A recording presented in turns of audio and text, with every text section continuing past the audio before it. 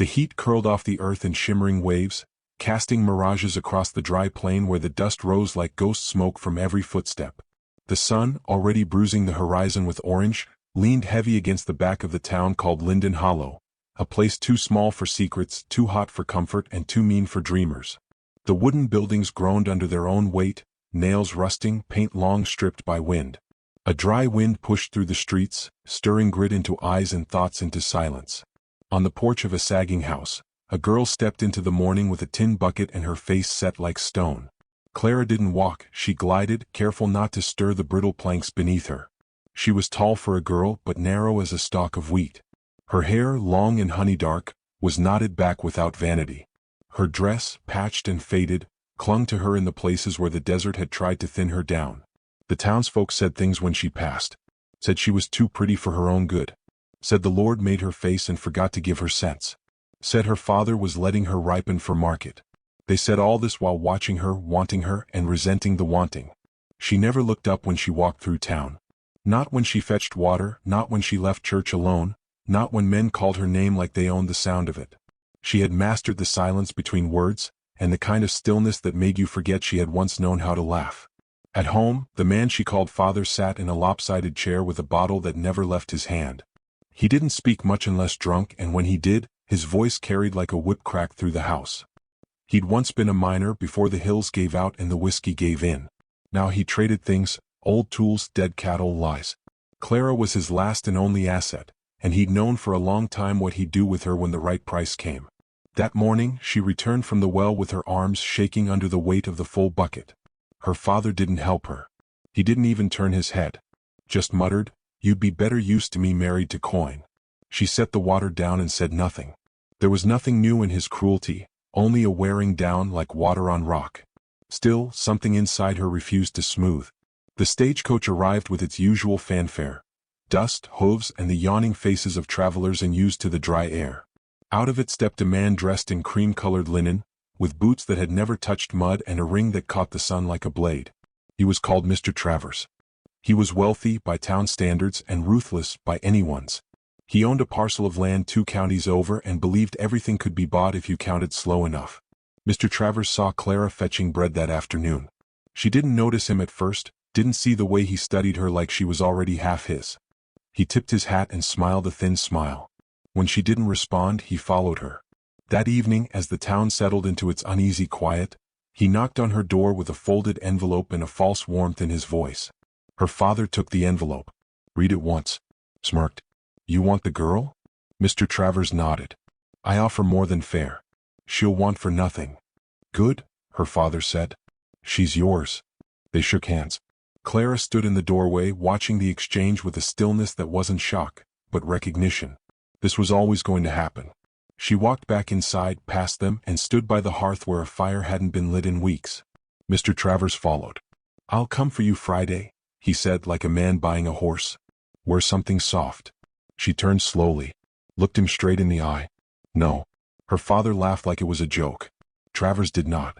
"You misunderstand. Your father?" "I heard him," she said. "But I'm not cattle." "You'll come willingly," her father hissed, voice sour with drink, "or you'll be dragged." She said nothing, walked to her room and shut the door behind her like closing a book. It was that refusal, not shouted, not sobbed, but solid, that undid her father's patience. The next morning, when the sun cracked over the rim of the land, he dragged her out by the wrist. The post stood behind the barn, its purpose long forgotten. Her father nailed rope to it, rough against her wrists. The lash came out from behind his belt, leather dried and split from years of disuse. She didn't scream, not at first. The pain was strange, raw, yes, but also familiar, like a grief that had waited its turn. The sky didn't flinch. The earth held its breath. There were no neighbors to come running. No voices to protest. Just the sound of leather striking flesh, and the huff of a man trying to break what wouldn't bend. She fell eventually, knees in the dust, arms still tethered. Her head lolled forward and her breath came shallow. The world began to go gray at the edges when a new sound cut the silence. Hoofbeats. Slow, steady. Not rushed. Not righteous. Just approaching. She couldn't lift her head fully, but she saw the shadow stretch long across the barnyard. A tall figure dismounted, dust trailing from a long coat. He said nothing. just walked up to the post, drew a knife and cut the rope in a single motion. Her arms fell. She would have crumpled if he hadn't caught her. His hands were dry and calloused but gentle. He tilted her face toward him, not to assess damage but to offer stillness. She looked into his eyes and for the first time didn't feel watched. She felt seen. "You can stay," he said quietly, "or I can leave you here. It's your choice." Clara looked past him, saw her father slumped against the barn wall, panting with spent rage. The wind lifted her hair like fingers. The silence around her filled with something new, choice. She nodded once. He didn't ask for her name. He didn't offer his. They rode double on his horse, the town shrinking behind them like a lie undone. Her hands, blistered and blood-wet, clutched the saddle horn. He didn't touch her again, not even to steady her. Just rode with the same quiet rhythm he'd arrived with. They rode west toward nothing she knew. And yet, for the first time, Clara didn't feel like she was fleeing.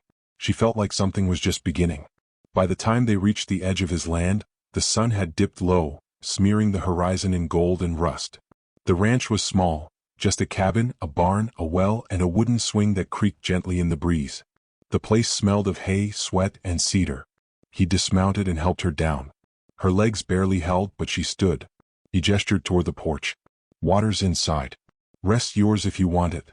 She stepped past him. The screen door moaned on its hinges, then clapped shut behind her. Inside, the house was clean, spare, and lived in. A mug of coffee still steamed on the table. A coat hung on a peg. A rifle rested against the far wall. But no sign of anyone else. She lowered herself into the chair, the wood cool against her bruised legs. Through the window, she watched him unsaddle the horse, rubbing it down with the same care he'd used cutting her free. She didn't cry. There were no tears left. But she breathed for the first time in days, like her lungs remembered how. That night, she slept in a bed not her own, under a quilt that smelled of smoke and pine. Outside, the wind sang low through the grass. No voices. No deals. Just silence thick enough to hold her.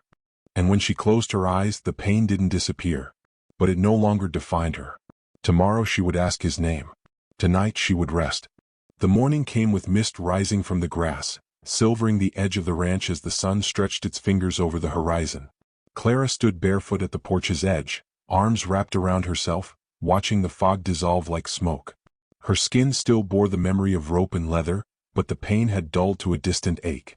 What remained now was unfamiliar quiet, a silence too wide, too gentle to trust. Inside, the man moved softly, the way someone does when they're used to living alone. He hadn't asked for anything. Not her name, not her story, not a single word she didn't offer. He simply moved around her like he expected nothing, not even her thanks. She had learned quickly to read people by what they didn't say. In him, silence wasn't absence, it was intention. He gave her space like it was something sacred. His name was Elias. She learned this not from him, but from a folded letter left untouched on the table, addressed in thick, looping script. He never spoke of the sender. He only nodded when she pointed to the paper and asked softly, "Yours?" He'd nodded once. Long time ago. They settled into a pattern without speaking of it. Clara cleaned the cabin, careful not to rearrange. She washed dishes with slow, deliberate movements, grateful for the work. He chopped wood, repaired the fence line, and returned each night with dirt under his nails and stories unspoken behind his eyes. Meals were quiet. They passed plates, not words, but sometimes he would say things like, "Weather's turning," or, "Fence'll need mending tomorrow." She always answered with a nod, sometimes a quiet, "All right." In that rhythm, something began to shift inside her. Her body still flinched at sudden noises. Her hands still curled at night into fists. But her gaze no longer stayed on the ground. She began to notice things. The way he whistled low to the horses, the way his fingers drummed against the table when thinking, how he never touched her, not once, not even accidentally. She came to realize this was his way of telling her, "You are not owned here. You are not owed." The townsfolk noticed her absence. She heard it first when she went into town for flour.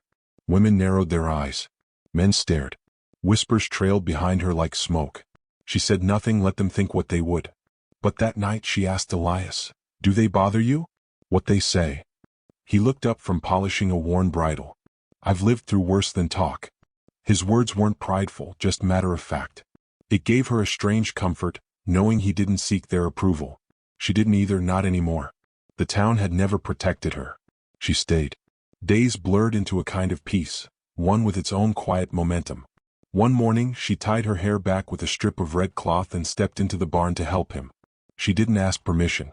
He didn't give instructions. They worked side by side, stacking hay, fixing hinges. Once their hands brushed. They both paused, not startled but alert to the moment. Then continued. Clara began to feel the land differently, like it could hold her weight. She walked it barefoot, touching leaves, brushing her fingers against bark, letting her body remember itself. Sometimes she caught Elias watching her from the porch, not possessively but like a man watching weather, trying to understand what came next. One evening, as the light softened to gold, she sat on the edge of the porch with a tin mug in hand. Elias brought out a knife and a block of wood and began to whittle. She asked, "What are you making?" "Not sure yet," he said. "It'll tell me."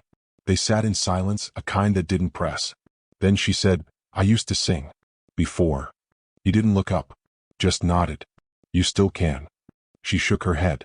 "Voice feels rusted. Things unspoken tend to rot." He said it without judgment. Like he'd lived it. She didn't answer, but later, when the moon rose and shadows lengthened, she hummed a lullaby under her breath. Not loud. Not clear. Just enough to feel the note in her chest. He didn't turn. But his hand stopped moving and he listened. Weeks passed and summer deepened.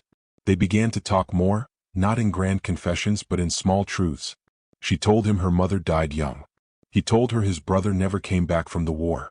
She learned he'd built the cabin himself. He learned she liked the smell of cedar. And still no promises passed between them. No touches, no declarations. Only actions. He built her a chair with wide arms so she could read outside. She mended his shirt by hand, sewing a pattern of wildflowers into the cuff. Then came the day the stranger returned. It began with dust on the horizon. A single rider, clean boots, black gloves. Mr. Travers, back again, this time with something colder in his smile. Clara saw him from the porch and didn't flinch, though her spine stiffened like iron. Elias came out quietly, stood beside her. "I came to collect," Travers said, tipping his hat. "She's not yours," Elias said. "That's for her to say." Clara stepped down the porch. Her heartbeat stammered, but her voice didn't. "I said no once. It still stands." Travers laughed. "You're living on stolen generosity. The town says he bought you. I wasn't bought. I stayed." He sneered. "You don't get to decide, sweetheart. Not when your father's still breathing." She froze. "He's been talking. Wants compensation. Claims you were taken by force." Elias shifted. The weight of it settled between them. Travers turned his horse. "Think it over. I'll be back." The moment hung in the air long after he rode off. Clara stared at the horizon, her jaw set. "You believe him?" Elias asked. She shook her head. "But the town might." That night she didn't sleep. She walked the edge of the property barefoot and angry. Angry not at Travers or even her father, but at the world that kept trying to write her life in someone else's hand. She returned to the house before dawn. Elias was already awake, seated with coffee, his coat on the chair beside him. "I can go," she said. He looked at her. Not in surprise. Just quiet understanding. "You don't have to. If I stay, he might come back with worse. Then I'll be ready." She didn't answer. Sat down across from him and said nothing for a long while. Then carefully she said, "If I stay, it's not because I need saving." His voice was low. "I wouldn't ask you to be saved." The silence that followed wasn't empty. It was thick with agreement. Later, as the sun rose and the sky blushed over the hills, Clara brought out the red cloth and tied it in her hair. She walked to the barn, picked up a pitchfork and began her day like nothing had changed. But something had. Inside her, something quiet had caught fire. Not fury. Not desperation. Something steadier. Conviction. She had not run. She had not bent. And she would not go back. She would wait. And when the time came she would speak. But for now she worked. Elias watched her once from the window, then went back to mending the door. Their lives moved forward, not by grand gesture but by daily effort. A life neither rescued nor stolen but built. And it was hers. The wind had changed. Clara could feel it in the way the trees spoke, leaves trembling in a language of warning, the rhythm of birds interrupted. It was early autumn now, and the air tasted of copper and endings. The soil had hardened with drought, but Elias still worked it each morning, coaxing what he could from the reluctant ground. She watched him from the porch, hands settled on her rounded stomach. A child grew inside her, a quiet pulse echoing the same courage she'd found in herself months before. She hadn't told Elias the moment she knew, not out of fear but because the knowing felt private, like something sacred. When she did speak the words aloud, his expression hadn't changed much. Just a single blink, then a slow breath. "We'll build another room," he'd said. "South wall strong enough." That was how Elias gave his love. Not through promises but through action. Through hammers and cedar boards and a basin of warm water left waiting for her when her ankles ached. They hadn't spoken about what it meant beyond that. There was no need. Clara didn't want flowers or vows. She wanted space, silence, safety, and that was what he gave her. But the world had not finished with them. News from town came like cracks in glass. The sheriff had paid a visit to their neighbor, a man with too many goats and too little spine. He brought word. Clara's father had filed claim. Said she was unlawfully taken, misused, hidden. That Elias had harbored her against her will. That she was, still legally, his property. Elias had read the notice in silence, then folded it once, cleanly, and placed it into the fire. "They won't stop," Clara said, watching the paper curl and blacken. "No," Elias agreed. "They won't."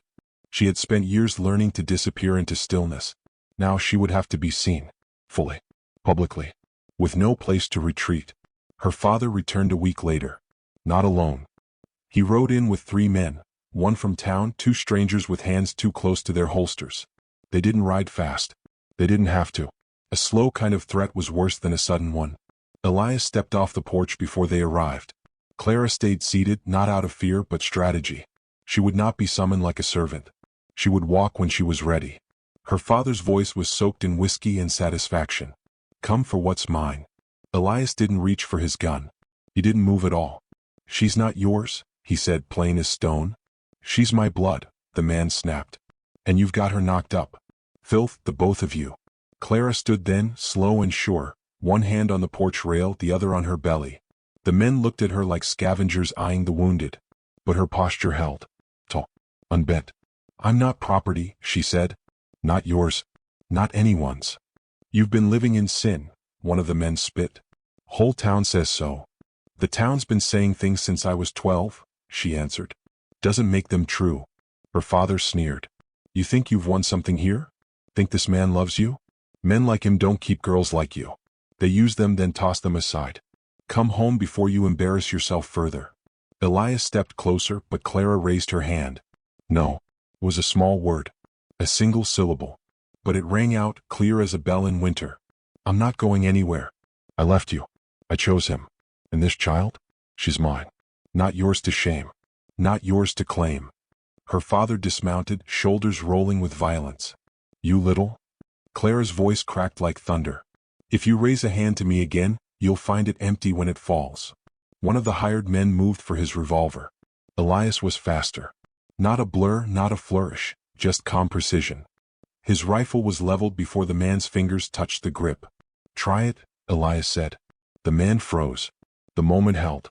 Clara's father glared at them both. "This won't be the end of it." "No," Clara said. "It's the start."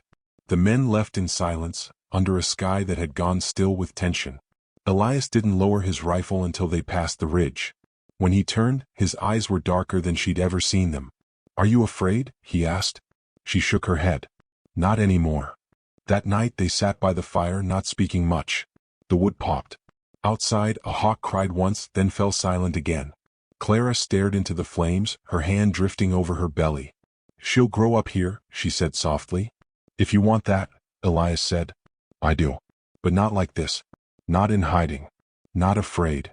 He nodded once. The decision was made in the quiet. They would go to town.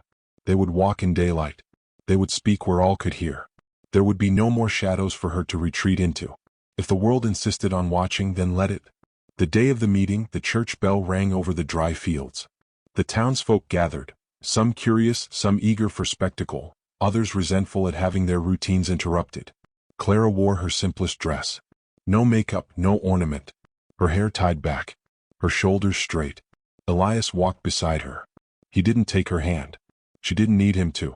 The sheriff waited on the steps of the town hall, flanked by the preacher and Clara's father.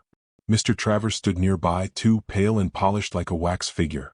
No one said anything at first. The weight of judgment was thick in the air. Clara stepped forward. I was sold once, she began, voice even. Not with papers but with silence. And I didn't scream, so you thought it was fine. Murmurs rippled. She went on. You let him beat me. You watched. You whispered. You turned away when I came to the well with bruises and rope burns. And now you pretend to care about justice. She scanned the crowd. Some lowered their eyes. I left because I wanted to live, not survive. What? And this man? She nodded toward Elias. He didn't save me. He gave me a place to rest. He didn't ask for me. I asked to stay. Her father stepped forward, face purple. You're nothing but a... Be careful, she cut in. This town might finally hear the truth. The sheriff held up a hand. This isn't how we handle disputes. No, Clara said. You handle them in back rooms, in letters and bribes. I'm handling this here. Now. She turned to the crowd. You don't have to like me. You don't have to believe me. But you'll remember this day. That I stood here, swollen with life, and said no more. Her father didn't speak again. Mr. Travers, his face tight with rage, turned and left. The silence afterward was longer than applause, longer than condemnation. A reckoning. A space where truth had lived, even for a moment. Elias touched the brim of his hat and turned to leave. Clara followed. No one stopped them. Back at the ranch, the sky broke into rain for the first time in months. Soft, steady. Cleansing. Clara stood beneath it, arms open, hair soaked. Elias watched her from the porch, a ghost of a smile on his face. I think we made it, she said. No, he replied. We started. That night she went into labor. It was long, raw, and wordless. Elias held her hand, fetched water, moved only when asked. She gritted through the hours, body wrenching itself open. And when the baby arrived, slick, screaming, and whole, Clara laughed. Not out of joy alone, but relief. She held her daughter close, wrapped in soft cloth. The baby blinked up at her, eyes wide, mouth still. You're born from fire, she whispered. Later, when the cabin had quieted and the world outside seemed new, Clara stepped out into the night, her daughter against her chest. The stars spread above like spilled milk. The wind was cool. The hawk circled once and disappeared into the dark. Elias came beside her, arm brushing hers. No one spoke. They didn't need to. They had spoken enough. And now they lived.